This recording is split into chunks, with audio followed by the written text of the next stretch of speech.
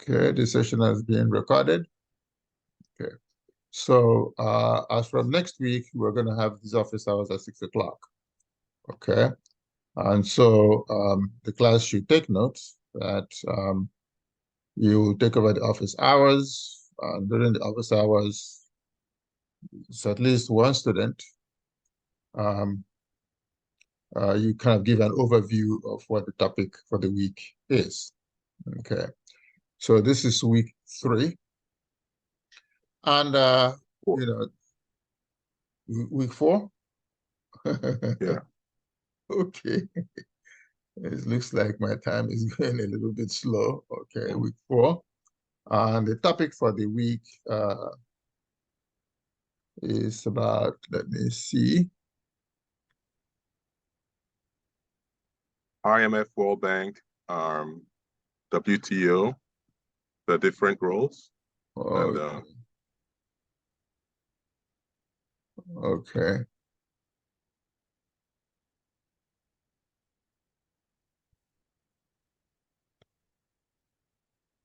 Let me just. Okay, I thought we talked about IMF World Bank last week. well, we did speak about in isolation the IMF. But this week is the inner relationship between and the distinct roles between the IMF, the World Bank, and the World Trade Organization. And Okay. part of the learning objective is to explain why a specific project is an IMF project and World Okay. Bank or WTO. And Okay. All right. So in that case, yes, this is yeah, this is an opportunity to at least give us an overview of why they're different at the different roles. Okay. Somebody else is coming. All right. This is Shakira Drew. Okay. All right. So I'm going to be here to admit students. And so, yes, you give us an overview of the differences in their functions and where they come in. And, again, so as from next week, you just take it from there. So the floor is yours. So good evening, everyone, and welcome to Economics 330, Global Trade and Political Economy. Can everybody hear me very well? Yes, Professor. Good evening. Excellent. Good evening, yes. Caddy. Good evening, Drew. I am glad both of you made it. I really do believe that there is a lot of value in attending the office hours. I think it gives us an opportunity to really flesh out the finer points of the week's assignments and study material. So obviously, and I promise that, Drew, I'm hoping that you had an opportunity to watch the video of last week's office hour.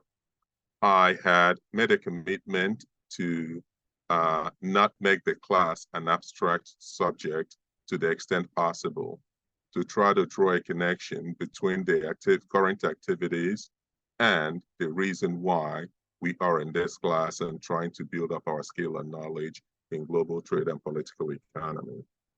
So there are a number of institutions that came after the Second World War to provide a framework and guideline for how to manage global relations and the competition that results from international trade. One of the organizations that did not feature very much, and I'm going to get that right out of the way, that did not feature very much in our reading material for the week is the United Nations. And the United Nations is critical in this equation because it provides the political stability for us to have a rules-based international system.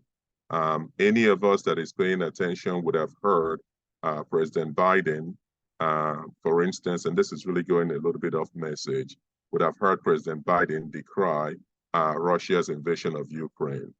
Setting aside the politics of it, there is a reason why it's an important value that has to be defended. It is because investments require predictability. If you're going to invest your money in a place that will require a rate of return that is amortized over 20, 30 years, you are going to want to be sure that there is going to be some level of stability in the region. And in thinking through this challenge, part of the rules-based international order is that no nation shall, through the barrel of a gun, redraw international borders. And this has largely kept the peace, especially in Europe. And it has, as a result, Europe has prospered economically. So this is what really undergirds the broader debate about Russia's invasion of Ukraine and why it is important that the international system protect that value system that says no nation shall, through the barrel of a gun, redraw national borders. That's how wars start in Europe and Asia, and many did in Africa. So on the one hand, you have UN that provides political stability. On the other hand, you have IMF and World Bank, and they both provide economic stability. So now you have political stability. Well, the point about life is not just to be alive, but to prosper. So you have to have an international architecture to be able to nurture and make the economic system rules-based. The third is the World Trade Organization. So I'm grouping IMF and World Bank, although they they come about this economic stability responsibility in slightly different ways. But at the core of it, they have similar functions. Then there is the World Trade Organization, which regulates and facilitates the rules of international trade. Think about it this way. If you make cars and you are a country of 100 and you have 30 adults, and of that 30 adults, only 20 know how to drive, well, you really pretty much have a market of 20. But if you have access to international markets, you can now sell more than 20. So you can grow markets. No matter how large or small your domestic market is, eventually you will get to market saturation, and you will need scale. And even if you could never maximize your scale in your domestic market, there are going to be other goods and services that other countries can have comparative advantage in. And you might want to sell them your cars even as you buy the goods and services that they have comparative advantage in. And as we have this weekly office hours, we're going to hit some buzzwords and phrases that I'd like for you to write down and keep in mind. These are the buzzwords that you can employ in your regular conversation that has a signaling effect on the level of knowledge and authority you have on the subject matter. One of such phrases is comparative advantage. The other is competitive advantage. Comparative advantage is an undergirding value proposition in international trade. And it is a key part of the rules-based international system. So if you're paying attention to the news as an example, you would hear that the union workers in GM, Ford, and Stellantis, otherwise known as Chrysler, are on strike. You would also hear, if you listen to international news, that Europe is thinking about, is considering bringing World Trade Organization action against China for illegal subsidy of their electric vehicles. This is important for a number of factors. And this is really me trying to link these international institutions to our everyday life and the reality of our everyday life.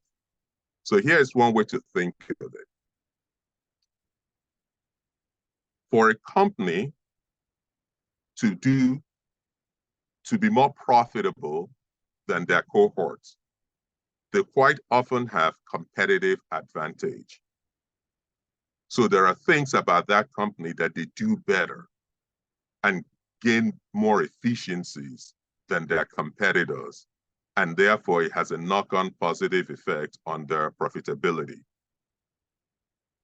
For economies, and realize that an economy is an aggregate of all the goods and services produced in that country. At that macro level, it becomes a comparative advantage. What Europe will contend is that Chinese electric cars that are being shipped into Europe, their manufacture and production is illegally subsidized. So it's not fair trade. It's not a fair trade practice. And therefore, gaining an unfair and artificial price advantage over European brands. This will create potentially unemployment because the European brands will lose market share, sell less cars, and therefore have less shifts producing cars, and in consequence will likely need less workers. Now, the World Trade Organization, this is really one of their key functions, would at some point, should the Europeans move forward, as I expect, go into a dispute mechanism. And I hope that as the class moves forward, we'll have an opportunity to deep dive that just a little bit. But on the US side, I think the three major auto manufacturers would argue that they want to stay price competitive because part of what the market determines how much you can sell your product for. Again, one of the basic fundamentals about market economics is that you, the manufacturer, can decide how much you want to sell your product. And the market will decide how much of it wants to consume. Alternatively, the market, you can decide how many of your products you want to sell. And then the market will tell you how much you can sell them for. Here's what I mean by that. If you want to sell a pair of shoes, no name, nobody knows who the brand is, and you want to sell it for $1,000, the market will probably not buy any. So the market is telling you that $1,000, you're trying to set the price, and the market is telling you that there is zero market for it. If you sell it for $5, you might end up having more customers than you can produce. So there is always that price point that keeps you competitive at a market share that keeps your business viable. I suspect the three US auto manufacturers would want to say to you that they are looking to keep costs down so that the final price that they can sell their vehicles, average price, and sell it profitably would be one that the market can support in large enough number to give them the market share that the CFO thinks they need to maintain to remain viable. It gets more complicated than that, but those complications are really outside of the purview of this conversation. This conversation is really bringing home why we have these international systems. So I have just tried to draw a direct link to the WTO and what would seem like an isolated negotiation between auto union workers in the United States and the three large auto manufacturers at a domestic level, and that is to achieve competitive advantage. And I've just explained how your price point can influence market share. And then it's taking that international and to cross-border trade, between China and Europe, because Europe is one market. It's a European Union. That's one, all countries in the European Union belong to one market. So when I speak to Europe, I'm de facto referring to the European Union. So you can then see how countries can seem to have an undue advantage. Without the presence of the World Trade Organization, Europe would have just gone about maybe levying tariff or import ban, and then that's building trade wall, and then China will reciprocate, and it just creates an inefficient global trading system. So this is the core value proposition of the World Trade Organization. I've also cited not the politics of it, but the value system of it and the conflict resolution mechanism and opportunity that it provides by referencing the speech President Biden made today at the United Nations, which I had the privilege of attending, by the way, and anybody who has the opportunity, I encourage you to do so as well, is to say that there are values that it is helpful that nation states adhere to them. And these values are not for altruistic reasons. It is because they create the level of stability needed and necessary for long-term investments that are the foundational elements to growth and development. And that's the case, that's the value President Biden would suggest that he was trying to defend today, and why the United States and its allies are opposed to Russia's invasion of Ukraine, because it threatens to redraw national borders. So you can see how the United Nations now has a role. Of course, each institution is not perfect. And there is a theorist in public policy named Aaron Wildavsky, and this is important to note. His theory is that there are no permanent solutions, but there are permanent problems. So the criteria should not be whether a system addresses all problems, but rather whether society is better, because this is, as imperfect as this system may be, society is better that it exists relative to a society where we have no such system. That is the criteria.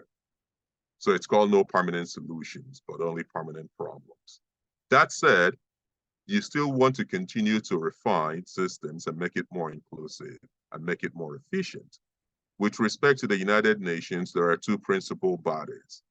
And this is the challenges with the United Nations is why I referenced Aaron Wildavsky to say that. I say that to suggest that regardless of the shortcomings, we're still better off, I suspect, with the United Nations than the world without United Nations.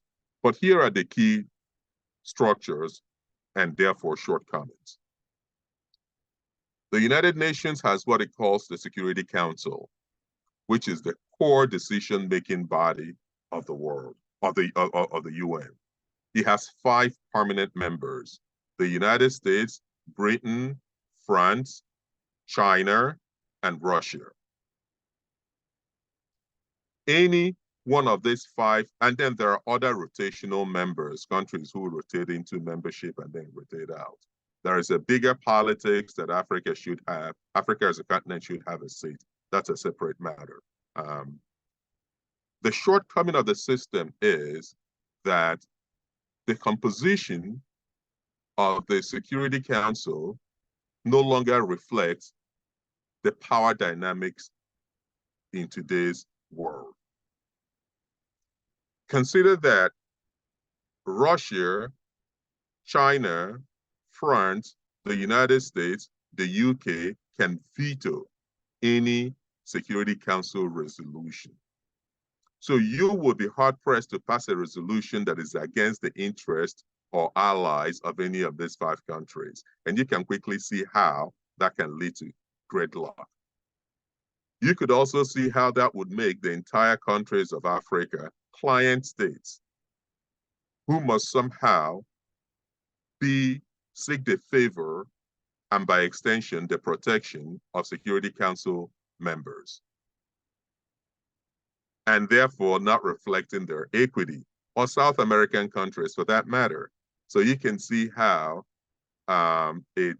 countries can feel that that system can disenfranchise. And which is why, because Russia and China would always veto any resolution in the Security Council vis-a-vis the invasion of Ukraine, most of the debates now occur in the other body, which is the General Assembly. The General Assembly is comprised of all the members, UN member states. While it has no formal powers to the extent of the Security Council, resolutions from the Security Council can legitimize or delegitimize the actions of nation states or even multinationals. Which is why you would see that the General Assembly will take a vote on a certain issue. You will see countries abstain. Those are those that want to stand on the fence. And you will see some other countries vote in favor or against. The whole idea is that you can then come out and say that the international community has taken such a position because the majority of nation states has voted a certain way in the General Assembly. That legitimacy is important in terms of perception of nations that act as rogue states or nations that act within the norms and rules of the rules-based international order. And that's critical. So that is how the UN and the World Trade Organization function. Last week, we really deep dived quite a bit, and I'm just going to touch on it briefly on the IMF.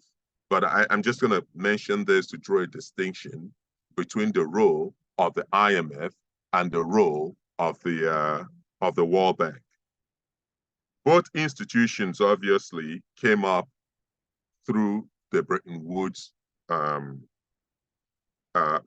Conference, which was a conference held in Bretton Woods, New Hampshire in 1944.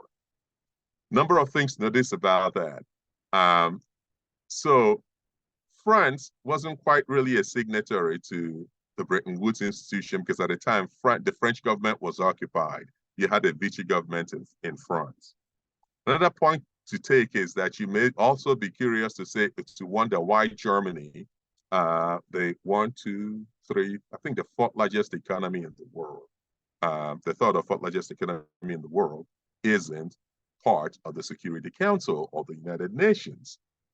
Part of that is because Germany was divided and half of the eastern half of the country, which was the German Democratic Republic, was a client state of the Soviet Union.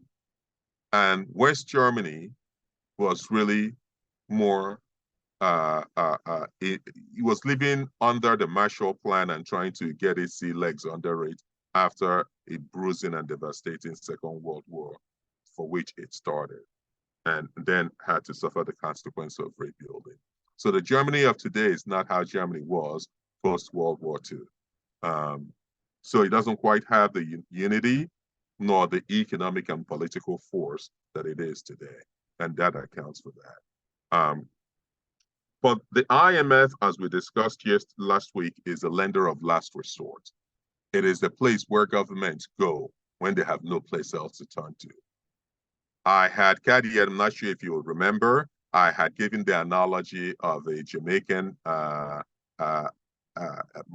Jamaican economy that is no longer able to pay for imports, and therefore the knock-on effect that would have on suppliers, right? On the economies that supply the number of imports that Jamaica would otherwise consume, and how that could lead to contagion. And that was one of the key words from last week's class. Yes, so perfect. Absolutely, indeed. I'm glad you remember. So the IMF then provides immediate fiscal assistance, fiscal stability. And two other things to bear in mind is the distinction between fiscal policy and monetary policy. These are some of the foundational knowledge that is helpful to bear in mind, and it makes the conversation go smoothly. So just right quick, your fiscal policy is your ability to tax, your ability to spend, and how you manage both. So revenue, expenditure. Your monetary policy is how you manage interest rates and therefore consequential influence on exchange rates, which in combination can influence your balance of trade. And what I mean by that is your ability to pay for your imports. So, which is why the IMF is called the International Monetary Fund. It speaks to your monetary policy. Give me 1 second. Can you repeat what you said for the fiscal policy, please? Okay. So the fiscal policy is with respect to your tax collection and your expenditure. So your rate you collect tax and the rate government spends money. That's your fiscal policy.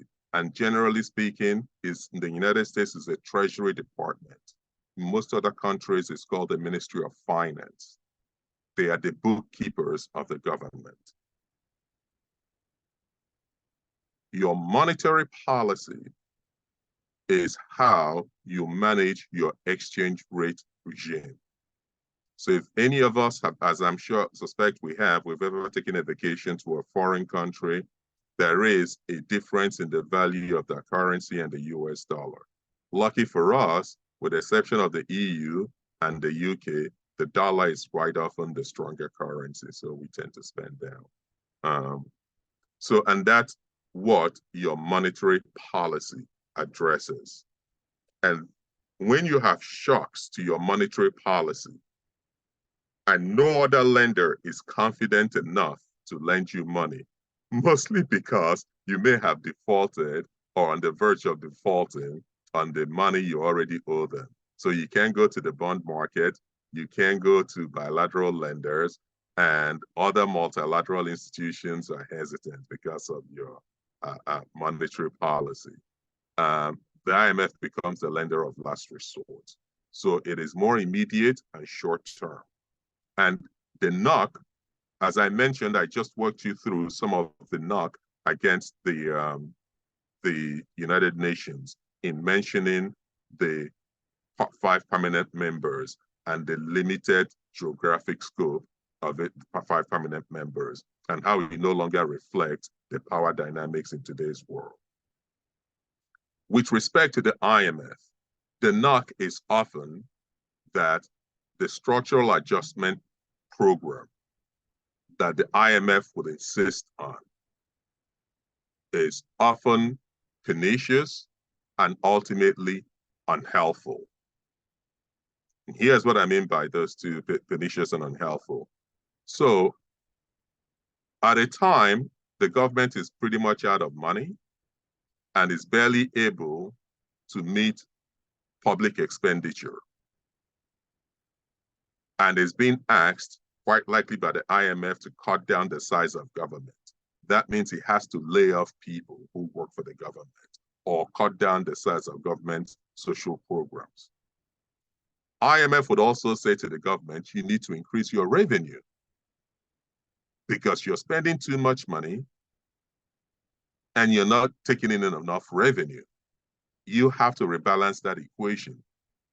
When that happens, at least in the short term, it exacerbates the hardship on the people. And quite often, the economy goes into recession, if it's not already in recession. So recession is consecutive quarters where the GDP is at negative numbers. And that's not a good thing. Essentially, you want your gross domestic product to be growing per quarter. So that is the knock on the wall, on IMF facility, that it creates extra unhelpful, and some may argue unnecessary hardship. I tend to come on the middle on that. And here's what I mean. If you have to need an IMF facility, there are things you're doing wrong. If you are getting it right, you wouldn't need an IMF facility. And left to your devices, it is reasonable to expect that that government is unable or unwilling to make those hard choices. And if IMF just gives you money, it would be like the previous lenders who just threw good money after bad. So IMF is going to give you some conditionalities to help you rejig your economy.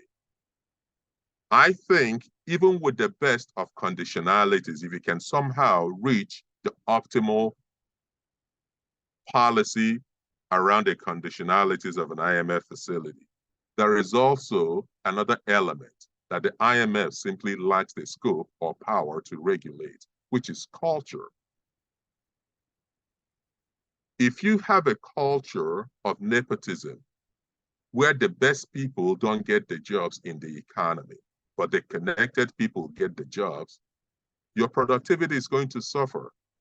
And that is going to compound challenges, even with restructure mandated by the IMF. So there are internal political dynamics that IMF simply lacks the scope to address that can undermine even the best structural adjustment programs.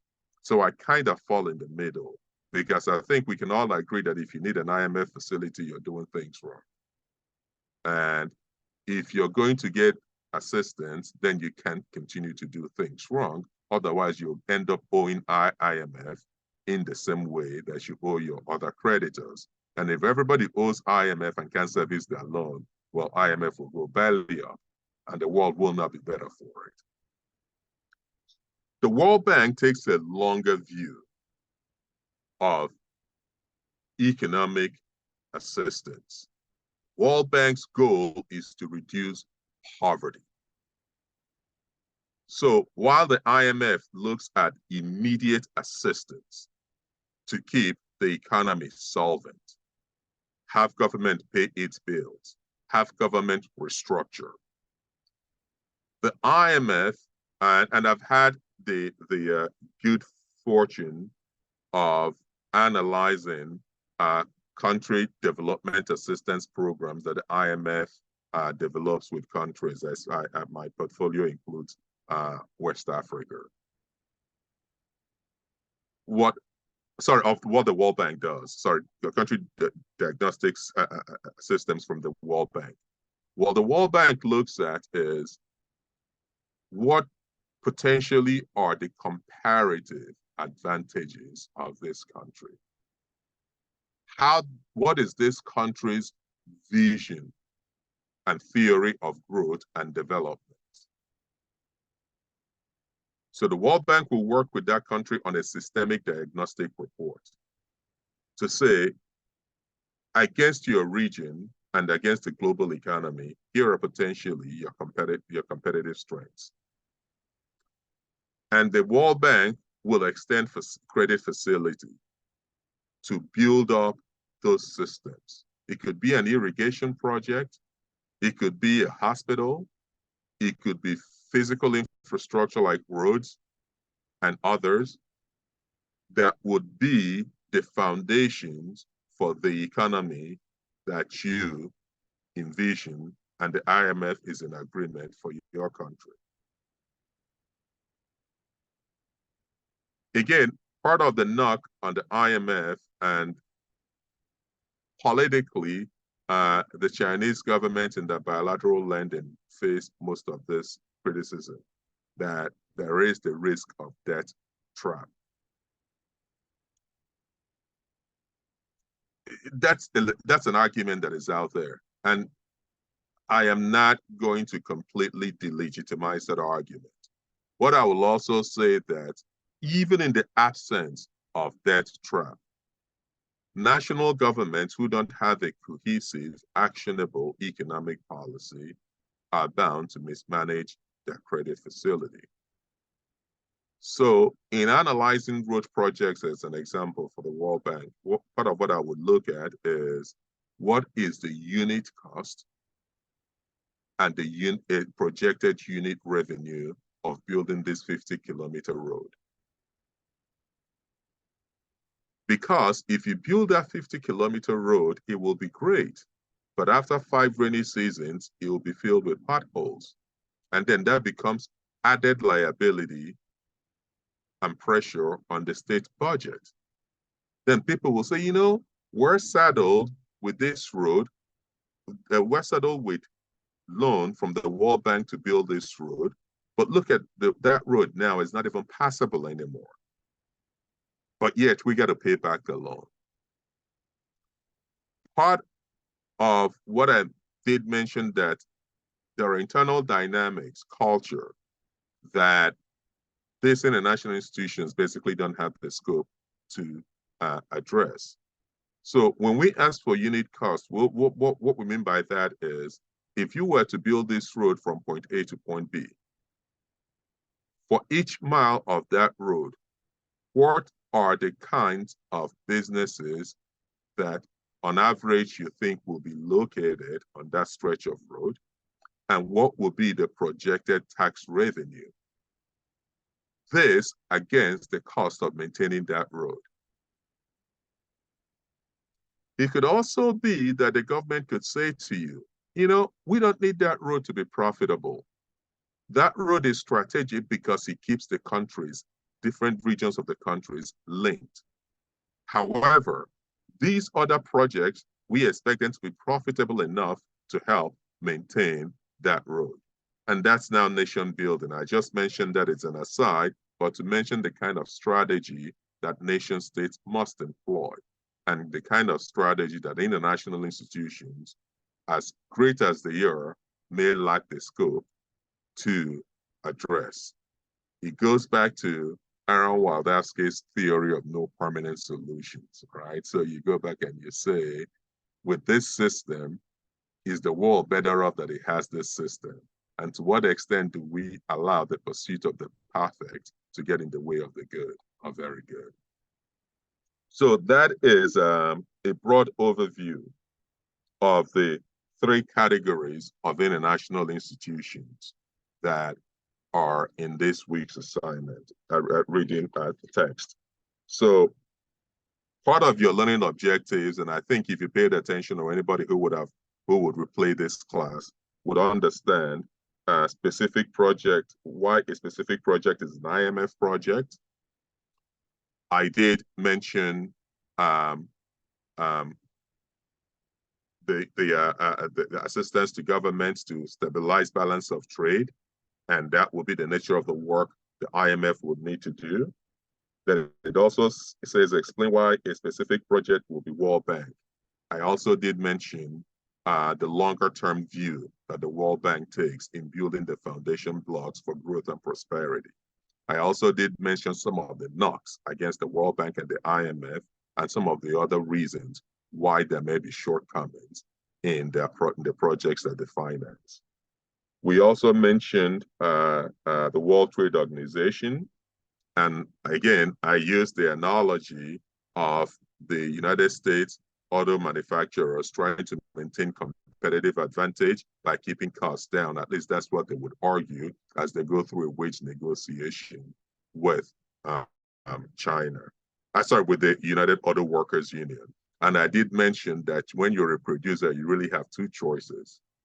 You can choose how much you want to sell your product, and the market will tell you how many it wants to buy.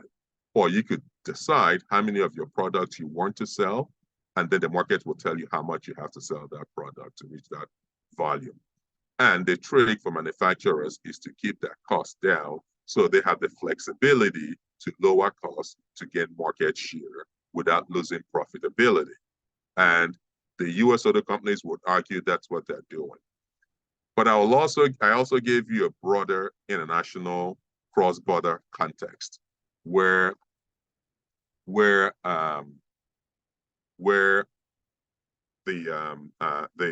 European market would argue that the Chinese are illegally subsidizing their products.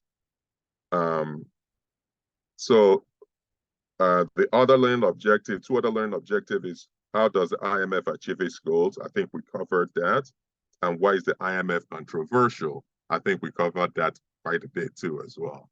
But these are the learning objective. I would encourage you to invite your fellow students to attend the office hours. It is people like me, I learn better when I listen, and it just affirms what I read.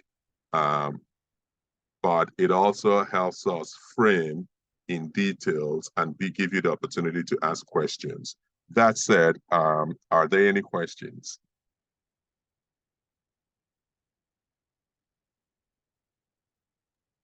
No, Professor, not for me. Thank you.